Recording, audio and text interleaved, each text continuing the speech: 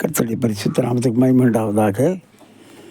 இன்றைக்கு நாம் ஆதியாகமம் 27ஆம் அதிகாரத்தை தியானிக்கப் போகிறோம். இதிலே இந்த அதிகாரத்திலே ஏமாற்றுகிறதான யாக்கோபையும் ஏமாற்றப்பட்டதான ஏசாவையும் அந்த ஏமாற்றத்திற்கு முக்கிய பங்கு வகித்த அவன் தாயாகிய ரெபெக்காளை பற்றியும் சேஷ்டபுத்திர பாகத்தை பற்றியும் ஒரு சில காரியங்களை நாம் தியானிக்க இருக்கிறோம். இந்த அதிகாரத்தில் யாக்கோபால் ஏமாற்றப்பட்ட தகப்பனாகிய ஈசாக்கு, ரெண்டாவதாக ஏமாற்றப்பட்டது ஏசா, யாக்கோபின் அண்ணன். இவர்களை ஏமாற்றிய யாக்கோபை பற்றி இங்கே வாசித்தோம். ஆனால் இந்த ஏமாற்று வேலைக்கெல்லாம் முக்கிய காரணியாக இருந்த தாயாகிய ரெபெக்காளை பற்றியும் இங்கே வாசித்தோம்.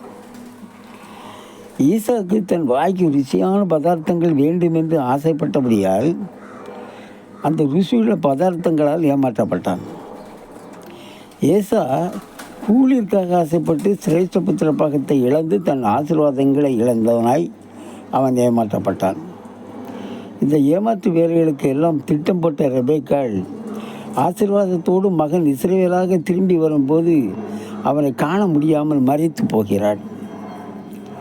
பிள்ளைகளுக்கிடையே பாரபட்சம் காட்டக்கூடாது.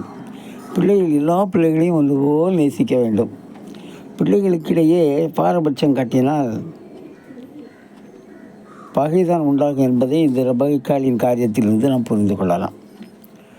யாக்கோபு என்ற பெயருக்கு ஏமாற்றுகிறவர் எத்தன் என்பதாய் அர்த்தம் சொல்லப்பட்டிருக்கிறது. தகப்பனின் சகோதரனை ஏமாற்றிய யாக்கோபு பின்காலத்திலே தன் மாமனால் ஏமாற்றப்படுகிறான். ஏசா தன் தகப்பனின் ஆசீர்வாதங்களை இழக்க காரணம் அவனுடைய அலட்சிய போக்கு தான். ஆதியாகமம் 25:34 நீங்கள் வாசித்திருந்தால் சேஷ்டபுத்திர பாகத்தை அலட்சியம் பண்ணினான் என்று சொல்லப்பட்டிருக்கிறது. சேஷ்டபுத்திர பாகம் என்பது மூத்த பிள்ளைக்கு கிடைக்கிற சிறப்பான ஒரு 2 மடங்கு பங்கு. புத்திர பாகத்தின் மேன்மை தெரியாமல் அலட்சியமாக அற்ப கூழுக்காக விட்டு போட்டான் ஏசா. இப்பொழுது யாக்கோபால் மீண்டும் ஏமாற்றப்பட்டு தகப்பனின் மேலான ஆசீர்வாதங்களை இழந்து போனான். சேஷ்டபுத்திர பாகம் என்பது பிறப்பு உரிமை. அதை அற்பமாக எண்ணி ஆசீர்வாதங்களை இழந்து ஏசாவை போல் நாம் காணப்படக்கூடாது. அற்பமான உலகப் பொருளுக்கு ஆசைப்பட்டு தேவ ஆசீர்வாதங்களை இழந்து போகக்கூடாது என்பதால் இந்த வேலைப்பாக நமக்கு உணர்த்துகிறது. ஏசா திரும்ப எவ்வளவு கதறிய பின்னும் அவன் ஆசீர்வாதங்களை பெற்றுக்கொள்ள முடியவில்லை. சேஷ்டபுத்திர பாகம் என்பது தேவன் நமக்கு அருளின கிருபையை போன்றது.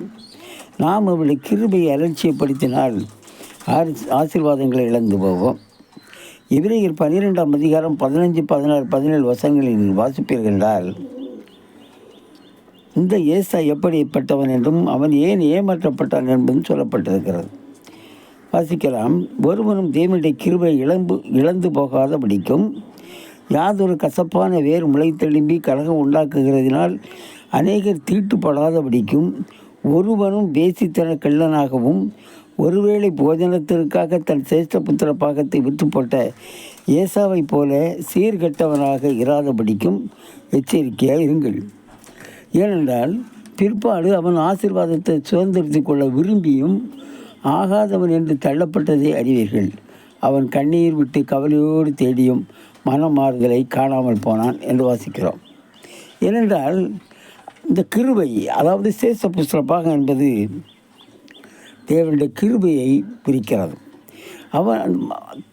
தேவன் நமக்கு கிருபையாய் தருகிற ரட்சிப்பை குறிக்கிறது. அவன் மனமாறுதலை காணாமல் போனான். மனமாறுதல் என்றால் ரட்சிப்பு. இந்த ரட்சிப்பையை கண்டடையாமல் போய்விட்டான். இப்போ பழைய ஏற்பாட்டில் பிரமாணப்படி சேஷ்டபுத்திரனுக்கு 2 பங்கு கொடுக்கப்பட வேண்டும். அதாவது அந்த வசனம் எப்படி சொல்லப்பட்டிருக்கிறது என்றால் ரொம்ப நேர்த்தியாக, ரொம்ப தீர்க்கமாக உரைக்கப்பட்டிருக்கிறது. எப்படி என்றால், ஒரு மனிதனுக்கு முதலில் பிறந்த மகன் சேஷ்டபுத்திரன் ஆகிறான், மூத்தவன். அவன் எப்படிப்பட்டவனாக இருந்தாலும், அவன் பிறப்பாக இருந்தாலும், அவன் சேஷ்டபுத்திரனாக இருக்கிறபடினாலே அவனுடைய 2 பங்கு அவனுக்கு கொடுக்கப்பட வேண்டும் என்பது கட்டளை. அதாவது அவன் வெறுக்கப்பட்டவளிடத்தில் ஒரு வசனம் சொல்லப்பட்டிருக்கிறது, வெறுக்கப்பட்டவளிடத்தில் பிறந்த மகனாக இருந்தாலும் அவன் சிரேஷ்ட புத்திரனாக இருக்கிறப்பதனால் அவனுக்கு தான் கொடுக்கப்பட வேண்டும் என்று சொல்லப்பட்டிருக்கிறது. நீங்கள் அதை உபாகமம் 21ஆம் அதிகாரம் 16 வசனத்தில் நீங்கள் அதை விளக்கமாக படித்து கொள்ளலாம். ஏனென்றால் சிரேஷ்ட புத்திர பாகம் என்பது அவ்வளவு விசேஷமானது. அந்த சிரேஷ்ட புத்திர பாகத்தை ஏசா கூலுக்கு விட்டு போட்டபடியால் ஆசீர்வாதங்களையும் கிருபையை இழந்து போனார். சிரேஷ்ட புத்திர பாகத்தை இழந்த இன்னொரு சிரேஷ்ட புத்திரனை நாம் வேதத்தில் படிக்கிறோம். அது ரூபன்.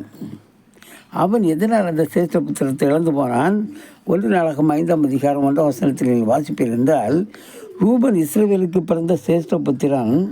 ஆனாலும் அவன் தன் தகப்பனுடைய மஞ்சத்தை தீட்டுப்படுத்தினபடியினால் கோத்திரத்து அட்டவணையிலேயே அவன் முதற் பிறந்தவனாக எண்ணப்படாமல் அவனுடைய சிரேஷ்ட புத்திர சுதந்திரம் இஸ்ரவேலின் குமாரனாகிய யோசேப்பின் குமாரருக்கு கொடுக்கப்பட்டது என்று படிக்கிறோம். ஏசாவை போல இவனும் சிரேஷ்ட புத்திர பாகத்தை இழந்தவன். ஏசாவின் சிரேஷ்ட புத்திர சுதந்திரம் யாக்கோபுக்கும், ரூபனின் சிரேஷ்ட புத்திர பாகம் யோசேப்பின் குமாரருக்கும் கொடுக்கப்பட்டது. ஏனென்றால் இருவருமே சிரேஷ்ட புத்திரனாக இருந்தும் சிரேஷ்ட புத்திர பாகத்தை அசட்டை பண்ணினவர்கள், அதற்கு தகுதி உள்ளவர்களாய் நடக்கவில்லை. இஸ்ரவேல் என்னுடைய குமாரன், என் சிரேஷ்ட புத்திரன் என்று தேவன் சொல்லுகிறார். அப்படியானால் இஸ்ரவேல் என்றால் யார்? தேவனுடைய ஜனம். நாம் தான் தேவனுடைய ஜனம், நாம் தான் இஸ்ரவேலர், நாம் தான் அவருடைய சிரேஷ்ட புத்திரனாக இருக்கிறோம். ஆனால் ஆகையாலே அவருடைய சிரேஷ்ட புத்திரன் பாகம் நமக்கு தான், இரட்டிப்பான ஆசீர்வாதம் நமக்கு தான் அருளப்பட்டிருக்கிறது. தேவனுடைய கிருபையாகிய சிரேஷ்ட புத்திர சுதந்திரத்தை நாம் இழந்து போய்விடக்கூடாது. நமக்கு அவர் தந்த ரட்சிப்பாகிய சுதந்திரத்தை காத்துக்கொள்ள மிகவும் கவனமாக இருக்க வேண்டும், அலட்சியமாக இருக்கவே கூடாது. இவ்வளோ பெரிதான ரட்சிப்பை குறித்து கவலையற்றிருப்போமானால் தண்டனைக்கு எப்படி தப்பித்துக் கொள்ளும் என்று வசனம் சொல்லுகிறது. அப்படி என்றால் அசட்டை பண்ணாமல் இருக்க வேண்டும். கர்த்தருடைய கிருபையை அசட்டை பண்ணக்கூடாது. கர்த்தருடைய சிரேஷ்ட புத்திர பாகத்தை நாம் அசட்டை பண்ணாமல் இருக்க வேண்டும். உலக இன்பங்களுக்காக நம்முடைய ரட்சிப்பாகிய சிரேஷ்ட புத்திர பாகத்தை சுதந்திரத்தை நாம் இழந்து விடக்கூடாது. நாம் படித்த சம்பவங்களெல்லாம் தேவனால் முன்னறிவிக்கப்பட்டது தான். அதாவது இவர்கள் வயிற்றில் இருக்கும்போதே, யாக்கோபும் ஏசாவும் வயிற்றில் இருக்கும்போதே தேவனால் உரைக்கப்பட்டது தான். எப்படி என்றால் நீங்கள் அந்த வசனங்களை பார்த்தால் தெரியும்.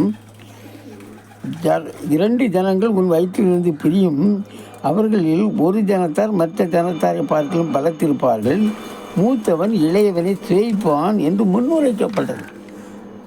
முன்னதாகவே அறிவிக்கப்பட்ட ஒன்றுதான்.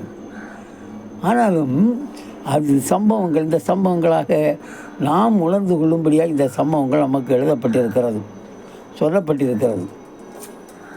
பாருங்கள், அதாவது ஏற்கனவே தேவாதி தேவன் சொல்லிவிட்டார். தேவாதி தேவனிடத்தில் போய் ரெபெக்காள், என் வயிற்றிலே உருவாக்கியிருக்கிற குழந்தைகள் என்ன நடக்கப் போகிறது, குழந்தைகள் உள்ளே முட்டிக்கொள்கிறதே, மோதிக்கொள்கிறது என்று கேட்கும்போது தேவன் இந்த வார்த்தைகளை சொல்லுகிறார். இது ஏற்கனவே முன்னறிவிக்கப்பட்டது தான். இளையவனை மூத்தவன் சேவிப்பான் என்பது.